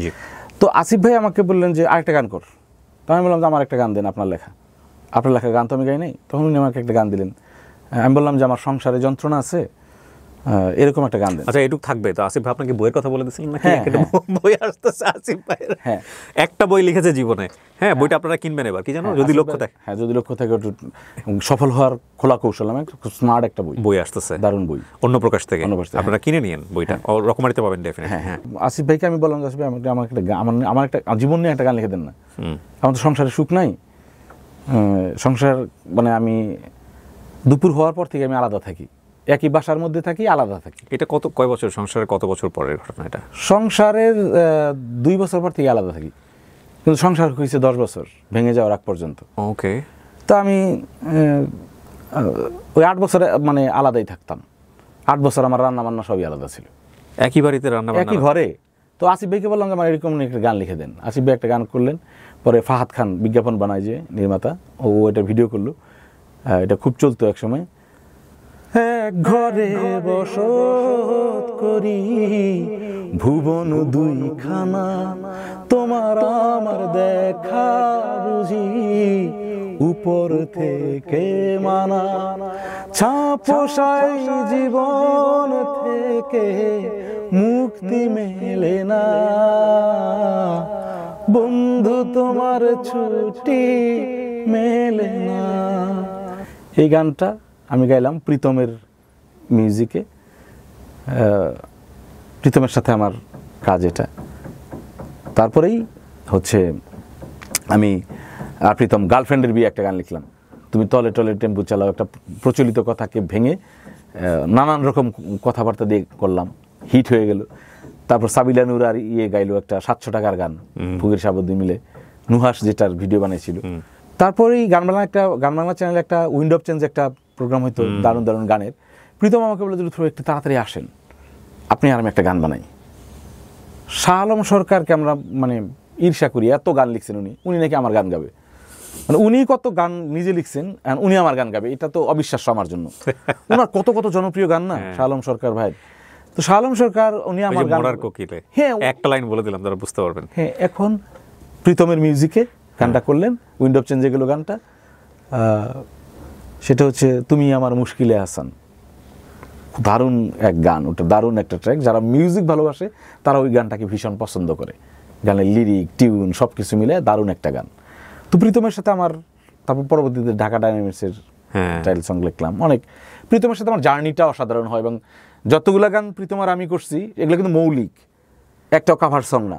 প্রীতম পরবর্তীতে অনেক গানই প্রীতমের জনপ্রিয় হয়েছে, কাভার সং বা কাভার সঙ্গের সাথে সম্পৃক্ততা ছিল, কিন্তু কমপ্লিট মৌলিক গান যে কয়েকটা জনপ্রিয় সেগুলো বেশিরভাগ লিখছে রাকিব হাসান, রাহুল আর আমি। তো এই কাজ করতে করতে আমি আসলে বুঝি নাই যে আমি কবে জানি ব্যস্ত হয়ে গেছি খুব বেশি। আমি বুঝি নাই যে আমার সংসারটা নাই, আমি বুঝি নাই যে মানুষটার সাথে আমি 10 বছর থাকলাম এই মানুষটা আসলে আমার না। সংসার আপনাকে কষ্ট দেয় না, মানে এই সংসারের এই অবস্থাটা? আমি প্রচণ্ড সংসার লোভী মানুষ, কিন্তু আমি সংসারই না। আমার কেন জানি মনে হয় যে সংসার আমাকে দিয়ে আসলে হবে না, আমাকে দিয়ে হবে না। আমি সংসার মেইনটেইন করতে গেলে আপনাকে নানান রকমের শর্ত পালন করতে হয়, নানান রকমের ছাড় দিতে হয়। আমার ভেতরে একটা সমস্যা হচ্ছে আমি কোনো শর্ত মানি না ছোটোবেলা থেকেই। এতক্ষণ ধরে যারা কথা শুনছে তারা বুঝছে আমি কোনো শর্ত মানি না। আমাকে সারা জীবন শৃঙ্খলেই আবদ্ধ করেছে, শেকল দিয়ে বেঁধেই রাখা হয়েছে আমাকে, কিন্তু সারা জীবন কিন্তু আমি শেকল পরা, কিন্তু সেই শেকল ভেঙে আসছি বারবার। আমি ধরেন আমি কোনো একটা ভাবনার মধ্যে আছি, বৃষ্টির আমার ভেতরে বৃষ্টি পেয়ে বসছে, বারান্দায় বসে আছি, তুমুল বৃষ্টি হচ্ছে, আমার তখন মনে হচ্ছে একটা সুর চলে আসছে। আমি তখন মানে আমি তো নিজের গান নিজেই লিখে শুরু করি। আমার দেখা গেলো আমি এক বৃষ্টির গল্প বলি। ধরেন একদিন ব্যাপক বৃষ্টি হচ্ছে, বারান্দায় আমি বসে আছি, এমন উথাল পাথাল বৃষ্টি, আমার ভেতরে তোলপাড়। আমি তখনই, যদি তুমি ফিরতে চাও ফিরিতে পারো, হৃদয়ের নদী এখনো ভরা, ভিড়িতে পারো, তবু বলো না শেষে বিদায়, এই মন আজ তোমাকে চায়। এখন আমার মধ্যে এই সুর খেলা করতেছে, কাজ করতেছে, দ্রিম আওয়াজ করতে, গান আমার শেষ করতে হবে। আর সুর কোনো গানই কিন্তু আমার এরকম না যে পরে সুর করতেছে, ধাম করে একটা ফোন আসলো, এই বাসার পেঁয়াজ নাই, পেঁয়াজ নাই টিয়াজ নাই তো কোনো ঘটনা না, এই কেন ওই কেন, এই গান কারে নিয়ে লেখা, এই গান কারে নিয়ে ব্যাপার, এই কবিতা কাকে নিয়ে লেখা, এই কবিতার মধ্যে কোন মেয়ে ফেসবুকে দেওয়ার পর লাইক দিছে, এটা কি করছে। নিজের তো আমি বিক্রি করবো না বলে আব্বার কাছে যদি বিক্রি হই নেই। পৃথিবীতে সবচেয়ে জন্মের পর থেকে নিয়ে এখন পর্যন্ত আমার সবচেয়ে ভালো সম্পর্ক আমার আব্বার সাথে, সে আব্বার কাছে তো আমি বিক্রি হই নেই। এখন আমি ফাঁকে ফাঁকে বলি যে সেই রেখে আসা ছোটো ছোটো গল্প, যে আমার যে সেই জয়নাল স্যার আমাকে এইম ইন লাইফ বলছিলেন, আমি পরবর্তীতে প্রায় আমার পত্রিকায় অনেক ইন্টারভিউ আসতো, স্যার সেগুলো কেটে কেটে রেখে দিতেন এবং 20 বছর আগে থাপা দিয়ে অনেক ডেকে ডেকে বলতেন। ওই সময় যারা এলাকায় বলতে যে দেখ বলছিলাম না নজরুল হয় না, কিন্তু একটা কিছু হয়েছে, স্যার মারা গেছে, আল্লাহ তাকে ভালো রাখুক। এটা আমাকে অনেক ইমোশনাল করে দেয়। স্যার এটা কেটে কেটে রাখতেন আর কি, আমার ইন্টারভিউ, বিভিন্ন পত্রিকার ইন্টারভিউ কেটে রাখতেন আর কি। আমার আব্বাই তো আমার শিকলে বাঁধতে পারে নাই, যিনি আমাকে এত বড় করলেন, এত যত্ন করে বড় করলেন, মারধর করলেন আমাকে আমার ক্যারিয়ার ভালো করার জন্য, তার শিকলে আমি বাধা পড়ি নাই। তোমার প্রতি শ্রদ্ধা রেখেই বলি যে তুমি ঠিক আছে, তুমি একটা কাগজে সাইনের মাধ্যমে আমার কাছে আসো, তোমার প্রতি শ্রদ্ধা রেখেই বলি তুমি তো আমাকে শিকলে বাঁধতে পারো না। আমাকে যদি ধরেন পরপর আপনি 4 বা আরো 5-6 বার বিয়ে করান, আমাকে যদি আরো 5-6 বার বিয়ে করান, আমাদের সংসার হবে না। আমরা একটা জিনিস কি মানে উদাহরণটা ঠিকভাবে দেওয়াটা উচিত হবে কিনা, বাট বলার জন্য বলা। রবীন্দ্রনাথের শেষ জীবনও কিন্তু রবীন্দ্রনাথ প্রচন্ড রকমভাবে ভাববাদী দর্শনের উপরে ঝুঁকে পড়ে। এটা নিয়ে প্রচুর সমালোচনাও আছে, রবীন্দ্রনাথ ভক্ত যারা তারা অনেকেও সমালোচনা করেন। ধরেন আপনার বয়স 47 রাইট নাও, আপনার জীবনের একটা শৃঙ্খলিত মানে চেষ্টায় শৃঙ্খলিত জীবন যদি আমি বলি, ধর্মীয়ভাবে আপনার বাবা চেষ্টা করেছেন, আপনার পারিবারিকভাবে চেষ্টা করেছেন, এবং আমি যেটা দেখলাম যে আপনার ওই পার্টিকুলার এরিয়াতে দখল মারাত্মক রকমের, আপনার সঙ্গে বাইরে, হ্যাঁ সেটা আপনার লেখালেখিতে বোঝা যায়। আমি যখন বাইরে আপনার সঙ্গে গল্প করছিলাম তখনও আপনি বিভিন্ন হাদিস থেকে রেফারেন্স দিচ্ছিলেন, এবং এই দখল অনেকেই হয়তো বা জানে না। আপনার আফসোস হয় না, মানে আপনার জায়গা থেকে আপনার কখনো মনে হয় না যে এই জায়গাটাই যদি আমি বড় করতাম আমার মধ্যে, হয়তো ওইখানেও সেবা দেওয়ার অনেক বড় কিছু। ফিলোসফিটা তো আলাদা ভাই। মান আরাফা নাফসাহু ফাকাদ আরাফা রব্বাহু, যে তার নিজেকে চিনছে সে তার প্রভুকে চিনে ফেলছে। এটা তো আমি তো মানে কোরআন রিসার্চ করা মানুষ, আমি তো বিশ্বাসীর দলের মানুষ, আমি তো অবিশ্বাসীদের মানে পছন্দও করি না। যারা আল্লাহকে বিশ্বাস করে না, যারা রাসূলকে স্বীকার করে না, যারা ধর্মীয় ব্যাপারে নাক ছিটকায়, যারা ধর্মীয় ব্যাপারে নাক ছিটকানোকে মানে প্রগতিশীলতা ভাবে, তার তো পছন্দ করি না। আমি আস্তিকদের দলে, আমি বিশ্বাসীদের দলে, এবং ধর্মীয় বিশ্বাস একজন মুসলমানের সন্তান। আমি নিজে মুসলমান হিসেবে আমার গর্বের জায়গা আছে অনেক। আমি যে মানে মুসলিম, এই জন্য আমার গর্বের বিষয় আছে প্রচুর, যে আমি সৌভাগ্যবান বলেই হয়তো আমি মুসলিম। এটা আমি অন্য ধর্মকে ছোট করছি না ভাই, কিন্তু আমার ধর্মটা বা ধর্মীয় বিশ্বাসে থাকাটা আমাকে আনন্দ দেয়, আমাকে ভালো রাখে যে আমি একজন মুসলিম। আমার অনেক জায়গা আছে। কোরআন নিয়ে যখন বসে, আমি প্রচুর কোরআন পড়ি, কিন্তু এখনও আমি প্রচুর কোরআন এবং হাদিস আমি পাঠের চেষ্টা করি, রেগুলার পড়ি, তার মধ্যে কোরআন হাদিস থাকে। আমার ভাল লাগে। আমাকে সুখপাঠ্য যে ব্যাপারটা, সূরা আর রহমানের অনুবাদ যদি আপনি পড়তে শুরু করেন, আপনি অন্য সব সূরা বাদ দেন, অন্য সব সূরা সাইড করে রাখেন, আপনি সূরা আর রহমান পড়বেন। আপনি যদি সৃজনশীল হয়ে থাকেন, আপনি সূরা আর রহমানের মানে অনুবাদ পড়বেন, এটার ব্যাখ্যা পর্যন্ত যেতে হবে না, অনুবাদগুলো পড়বেন, দেখবেন যে মানে কিভাবে সাজানো, পৃথিবীটার বর্ণনা কীভাবে সাজানো, যে আল্লাহ পৃথিবীটাকে কীভাবে রাখছে, মানে সাজানোটা কীভাবে। মানে সূরা আর রহমান পড়েন, আর রহমান পড়লে একজন সৃজনশীল মানুষ, ধরেন সে অবিশ্বাসী, আমি আপনার অনুষ্ঠানের মাধ্যমে এটা বলতে চাই যে একজন অবিশ্বাসী মানুষকে কোনো না কোনোভাবে সূরা আর রহমানের অনুবাদ পড়ান, সে বিশ্বাসী হইতে বাধ্য, সে বাধ্য। তো ব্যাপারটা হচ্ছে যে আমার এই জন্য আমল নিয়ে এই জন্য আমার আফসোসের জায়গাটা কম, যে আমার যা করতে পারতাম। আমি মনে করি যে আমার সৃজনশীলতা, আমি আল্লাহকে অস্বীকার করে, ধর্মকে অস্বীকার করে কোনো কাজ আমি করছি না। হ্যাঁ, দু একটা গান প্রচলিত বাজারের কারণে নানান ধরনের গান আমাকে করতে হয়েছে, ওটার সাথে আমি ধর্মকে সংশ্লিষ্ট করতে চাই না। ওটা আমাকে বাজারের কারণে, রিকোয়েস্টের কারণে, জীবন জীবিকার কারণে অনেক অনুরোধ রাখার কারণে করতে হয়েছে। আপনার এই যুগে ঈমান এবং আমল মানে দুটোকে ব্যালেন্স করে রাখাটা কঠিন। আপনার ওই যে হাতে জ্বলন্ত কয়লা রাখার মতো বলে গেছে। হ্যাঁ, এটা তো মানে আছে, এটা রেফারেন্স আছে ভাই। তো ফলে আমি মানে এই জন্য বলি যে আমাদের দেশে যেটা সমস্যা হয়ে গেছে, যে আমার আমল কতটুকু আছে না আছে তার আগে আমি দুই একটা জিনিস আরেকজনকে বলি যে তুমি কিন্তু দোজখে যাবা, জাজমেন্টাল করে ফেলি, এটা উচিত না। হ্যাঁ, এই জন্য ভাই আপনি আমাকে মাঝখানে বলেছিলেন, হয়তো এটা আমি এটুকু রাখবো যে আমি কোনো প্রশ্ন করছি না, আমি একটা রিদমের মধ্যে ছিলাম এবং আমি যা প্রত্যাশা করেছি আমি ততটুকুই পেয়েছি। এবং আমার ধারণা আপনার যত ইন্টারভিউ এসছে, কোথাও আপনার দর্শকরা আপনার সম্পর্কে এতটুকু জানেনি। আমি মন্ত্রমুগ্ধের মতো শুনেছি।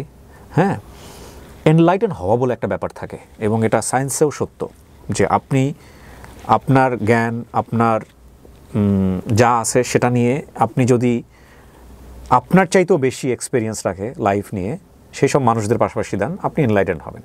সো আমি 1.5-2 ঘন্টা আপনার কাছ থেকে এনলাইটেন বিষয়ে। হ্যাঁ, এবং আমি আপনার লেখা নিয়মিত পড়ি, আপনি আমার সাথে ফেসবুকে অ্যাড আছেন, আমি আপনার লেখা নিয়মিত পড়ি। মাশাআল্লাহ, আপনি অনেক ভালো লিখেন, অসম্ভব প্রতিভাবান মানুষের ব্যাপারে কোনো সন্দেহ নেই। হ্যাঁ, আমি বিশ্বাস করি আল্লাহ আসলে কাকে দিয়ে কী কাজ করাবেন তিনি নির্ধারণ করে রেখেছেন। হ্যাঁ, আমরা শুধুমাত্র চেষ্টাটুকুই করতে পারি, অতটুকু ওনার নামেই করতে হয়, উনিই হয়তো বা সেই সুযোগটুকু দেন। আপনার সাথে আমার বসে ভালো লেগেছে। আপনার মেয়ের জন্য অনেক দোয়া এবং আপনার জন্য অনেক দোয়া। আল্লাহ আপনাকে সুখী করুক সব দিক থেকে, এই শুভকামনা দিয়ে শেষ করতে চাই। আপনাকে মানুষ অনেক ভালোবাসে, আলহামদুলিল্লাহ। এটা আমার ভয়ও লাগে এই ভালোবাসার, এবং আমি মনে করি যে আপনি অনেক মানুষের দোয়া প্রার্থনায় নিয়মিত থাকেন, আলহামদুলিল্লাহ। এই জন্য একটা বড় সৌভাগ্য লাগে, আলহামদুলিল্লাহ। হ্যাঁ, আল্লাহ কোরআনের মধ্যেই কিন্তু লিখে দিচ্ছেন আর কি, কুলিল্লাহুম্মা মালিকাল মুলক তুতিল মুলক মান তাশা তুযিল্লু মান তাশা তুইযু মান তাশা, এটা তো পড়ছেন আপনি। সেখানে তো বলছে যে আল্লাহ যাকে ইচ্ছে সম্মানিত করেন, এটা যাকে ইচ্ছা তার কাছ থেকে সম্মান কেড়ে নেন, এই কথা কিন্তু বলা আছে। যার কাছ থেকে ইচ্ছা সম্মান কেড়ে নেন, আবার একটা কথা আছে যাকে ইচ্ছা তিনি সম্মানিত করেন। এই যে আপনি এত সম্মানিত এবং আপনাকে এত মানুষ ভালোবাসে, মানুষের দোয়া প্রার্থনায় যেভাবে আছেন, আল্লাহ আপনাকে এইভাবে রাখুক। আমাদের জন্য দোয়া করবেন। আমিন আমিন ভাই। আমি সবসময় একটা কথা বলি, আমার যে প্রোগ্রামগুলো আছে সেগুলোকে বুঝতে হলে কখনোই যারা এখানে আসে তাদেরকে জাজমেন্টে নেবেন না, নিজের জীবন থেকে বোঝার চেষ্টা করবেন। দেখবেন যে আপনারই জীবনের কোনো না কোনো অংশ এই ভিডিওর মধ্যে প্রতিফলিত হচ্ছে। অনেক ভালো থাকুন। আজকের মতো এখানেই শেষ করছি। সবার জন্য অনেক শুভকামনা জানিয়ে আজকের মতো এই পর্যন্তই। আসসালামু আলাইকুম।